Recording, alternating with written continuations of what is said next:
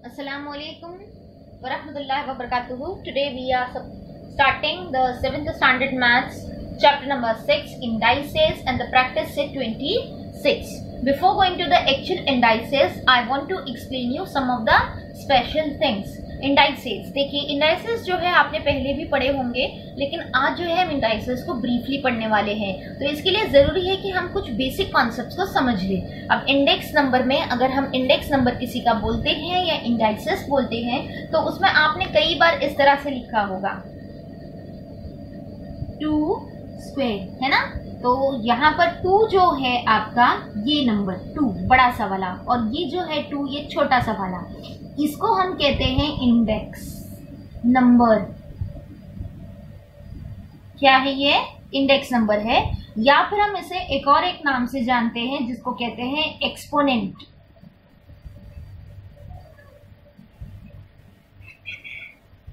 This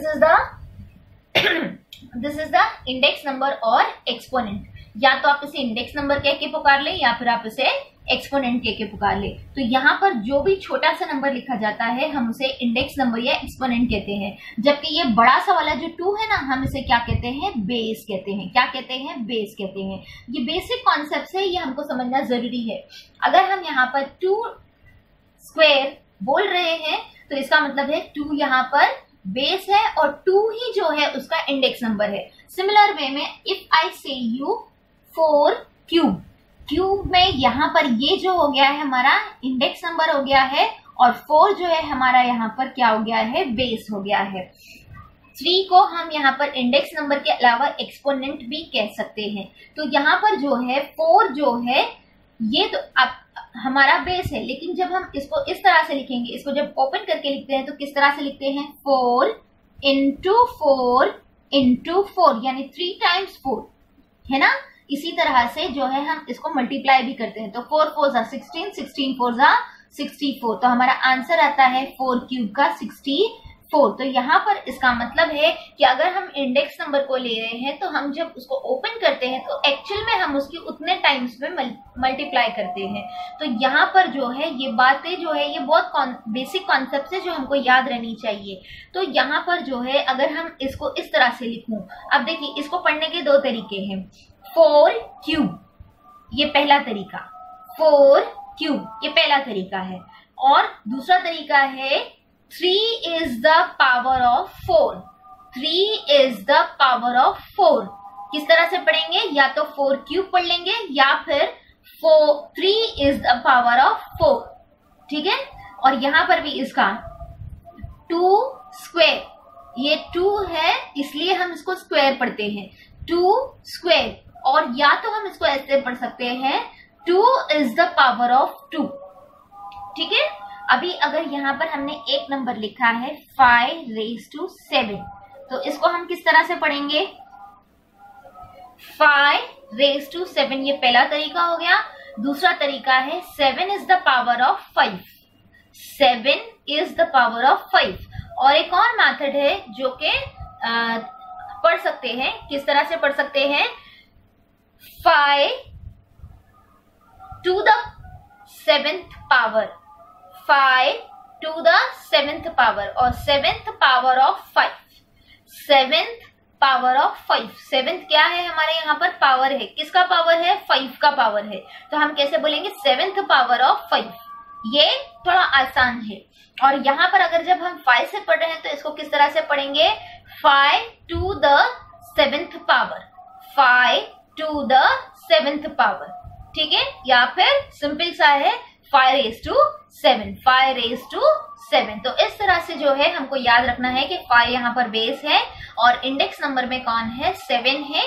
तो इस तरह से अगर आपने इसको आपको क्वेश्चन में दिया है कि 7th power of 5, तो आपको किस तरह से लिखना है? 5 raised to 7। लेकिन अगर आपने इसको गलत समझा और इस तरह से लिखा 7 raised to 5, तो ये बिल्कुल रॉन्ग हो जाएगा आपका। एग्जैक्टली ये वाला जो है इक्वल्स नहीं हो सकता है यहाँ पर। यानी यहाँ पर क्या बताया है कि 5 का पावर आपको 7 लेना है, जबकि यहाँ पर आपने क्या ले लिया है, 7 का पावर 5 ले लिया। तो ये इस तरह से ये जो कॉन्सेप्ट है ये रॉन्ग है। तो ये चीजें जो है समझ ली है हमने। अब इंशाल्लाह हम जो है आगे क्या सॉल्व करेंगे, प्रैक्टिस सेट 26 सॉल्व करेंगे, ठीक है।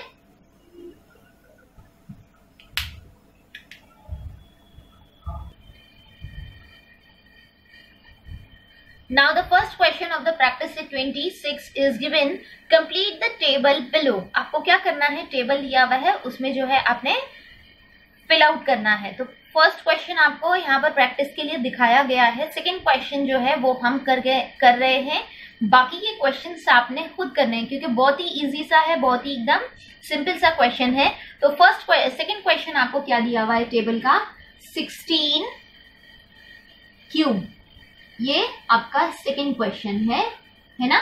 तो यहाँ पर 16 क्यूब दिया हुआ है। अब आपको क्या बोला है, उसका बेस लिखना है। बेस कौन हो गया है, यहाँ पर जो हमारा नीचे का बड़ा सा नंबर होता है, यानी ये 16 होता है, तो ये हमारा बेस क्या है, यहाँ पर 16 है, ठीक है, बेस हो गया है। और फिर जो है उसके बाद हमारे पास क्या है, इंडेक्स नंबर लिखना है। इंडेक्स नंबर में यहाँ पर हम लिखेंगे इंडेक्स नंबर। आपके पास ये टेबल पे लिखा हुआ है तो आपको सिर्फ कॉलम में फिल आउट करना है। तो यहाँ पे इंडेक्स नंबर हमारे पास कौन है, 3 है। अब जो है आपको क्या करना है, मल्टीप्लिकेशन फॉर्म यानी एक्सपांडेड फॉर्म में लिखना है। तो मल्टीप्लिकेशन फॉर्म में आप इसको किस तरह से लिखेंगे, 16 into 16 into 16 and the answer you are supposed to find out and then write 16 16s and then फिर आप उसके बाद जो है यहाँ पर जो है आपको मेन जो है आंसर खुद से फाइंड आउट करके लिखना है। तो इस तरह से जो है आपका आंसर जो है अगर आप यहाँ पे फाइंड आउट करते हैं तो आपका आंसर यहाँ पर आएगा 4096। तो ये आपका मेन आंसर होगा। तो अब जो है इस तरह से जो है आपको टेबल कंप्लीट करना है, ठीक है। तो यहाँ पर जो है हम डायरेक्टली क्वेश्चन नंबर 2 पर जा रहे हैं। क्वेश्चन नंबर 2 है find the values. Find the values में आपको क्या करना है, क्वेश्चन नंबर 2 में यहाँ पर आपको दिया हुआ है कि कुछ नंबर्स है, उनके इंडेक्स नंबर आपको दिए गए हैं और आपको उनकी मल्टीप्लिकेशन करके आपको उसका सही से आंसर फाइंड आउट करना है। तो फर्स्ट क्वेश्चन है आपको 2 raised to 10। तो यहाँ पर 2 को 10 टाइम्स अगर आप मल्टीप्लाई करते हैं तो आपको कितना आंसर आता है वो आपने फाइंड आउट करना है, ठीक है। Now here the second question is given to us 2 raised to 10। तो यहाँ पर इस तरह से हम इसको लिखेंगे 2 raised to 10। अब ये 2 raised to 10 का मतलब क्या है कि हमको 2 को 10 टाइम्स मल्टीप्लाई करना है। तो सिंपल सा यहाँ पर 2 raised to 10 को हम इस तरह से लिखेंगे 2 raised to 10 is equals to 2 into 2। ये 2 बार हो गया, फिर ये थर्ड टाइम हो गया, ये fourth time, fifth time, sixth time, यहाँ पे seventh time, 8th, 9th and then 10th time. देखिए काउंट कर लीजिए, 2 2 2 3 4 5 6 7 8 9 एंड 10। यहाँ पर जो भी इंडेक्स नंबर हमारे पास होगा हम उस इंडेक्स नंबर के हिसाब से जो है हमारे बेस को उतनी बार लिखेंगे और फिर मल्टीप्लाई करेंगे, ठीक है। तो यहाँ पर जो है हमने ठीक से लिखा है। तो इस तरह से अब देखिए इसकी मल्टीप्लिकेशन कैसे करेंगे, 2 2s 4, 4 2s 8, 8 2s 16, 16 2s 32, 32 2s 32 2s। Now let us go with the multiplication. अब जो है हम क्या करते जाएंगे, यहाँ पर 32 into 2। हाँ, तो यहाँ पर इसको जो है मल्टीप्लाई करेंगे तो हमारा आंसर किस तरह से आएगा, 2 2s 4 एंड देन 3 2s 6, तो इट विल बी 64, ठीक है।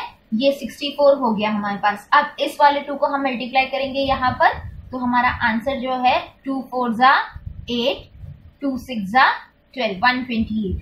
फिर इस वाले को हम इससे मल्टीप्लाई करेंगे तो यहाँ पर हमारा आंसर आता है 2 8s 16, 1 will be carry forward, 2 2s 4 plus 1, it will be 5 and 2 1s 2, तो 256 ये हो गया। अब उसके बाद फिर से इसको जो है हम मल्टीप्लाई करेंगे 2 से, तो हमारा आंसर यहाँ पर आएगा 2 6s 12, 1 will be carry forward, 2 5s 10 plus 1, it will be 11, so 1 will be carry forward, 2 2s 4, 4 plus 1, So it will be 5.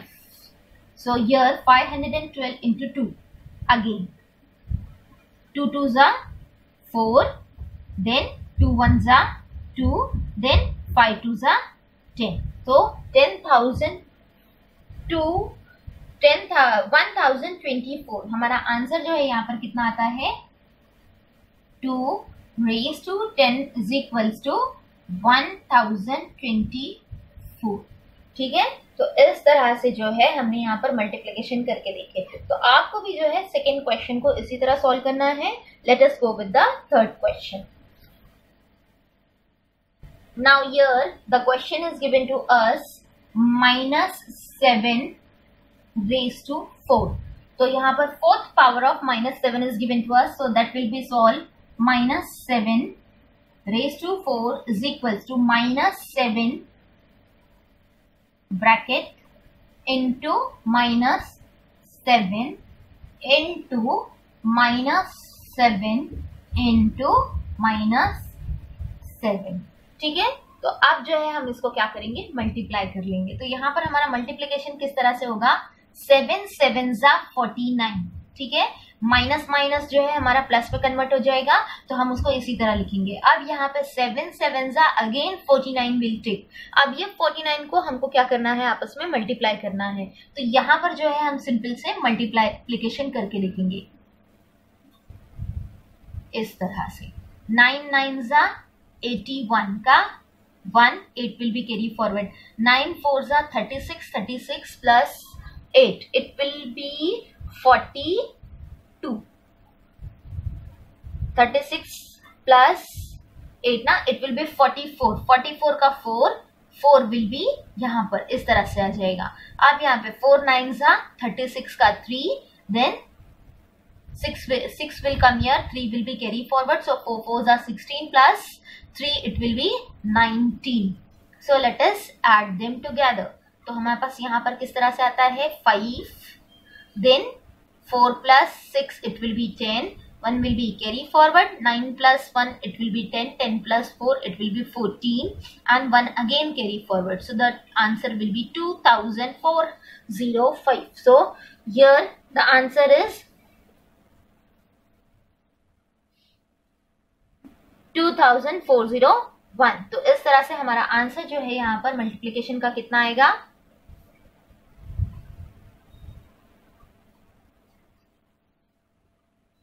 so the answer will be -7 raised to 2401। ये हमारा मेन आंसर है।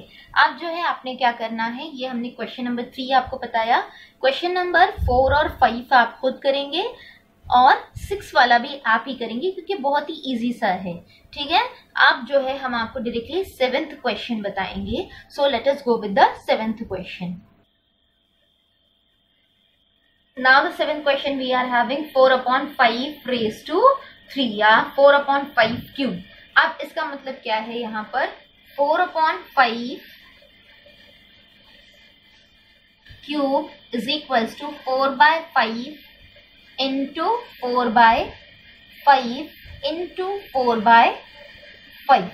अब यहाँ पे किस तरह से करेंगे हम, that will be equals to 4 4s are 16, 16 4s are 64, so here it will be 64। 5 5s are 25, 25 5s are 125, so the answer is 64/125। so therefore 4/5 cube is equals to 64/125। ये इस तरह से हमारा जो है 7th क्वेश्चन भी कंप्लीट होता है। Let us go with the next question, that is 8th one। -1/2 raised to 4, that will be exactly equals to -1/2 raised to 4 का मतलब यहाँ पर क्या है, -1/2 into -1/2 into -1/2 into -1/2। तो इस तरह से यहाँ पर ये जो है आ गया है। अब हम इसको क्या करेंगे, मल्टीप्लाई करेंगे। तो किस तरह से मल्टीप्लाई करेंगे, यहाँ पर 1 1s are 1, but minus minus जो है साइन क्या हो जाएगी, यहाँ पर प्लस हो जाएगी। फिर यहाँ पर अगर हम इससे मल्टीप्लाई करेंगे तो यहाँ पर minus sign into minus sign again plus, so 1 upon यहाँ पर अभी देखिए 2 2 जा 4, 4 2 जा 8, 8 2 जा 16, तो हमारा आंसर यहाँ पर कितना आता है 1/16 आता है। Therefore minus 1/2 raise to 4 is equals to 1/16 is the answer. तो इस तरह से जो है हमारा प्रैक्टिस सेट 26 भी कंप्लीट होता है और ये लास्ट सम के साथ हमने अपना प्रैक्टिस सेट 26 कंप्लीट किया है। आप जो है क्या करेंगे 26 प्रैक्टिस सेट को अपनी बुक में इसी तरह से सॉल्व करना सीखेंगे और इसकी अच्छे से प्रैक्टिस भी करेंगे। वीडियो को खत्म करने से पहले आपसे रिक्वेस्ट है कि आप वीडियो को अच्छे से देखिए, उसको लाइक कीजिए और अपनी फैमिली एंड फ्रेंड्स के साथ जो है वीडियो को शेयर कीजिए और चैनल को सब्सक्राइब कीजिए। अस्सलाम वालेकुम, जज़ाकल्लाहु खैर।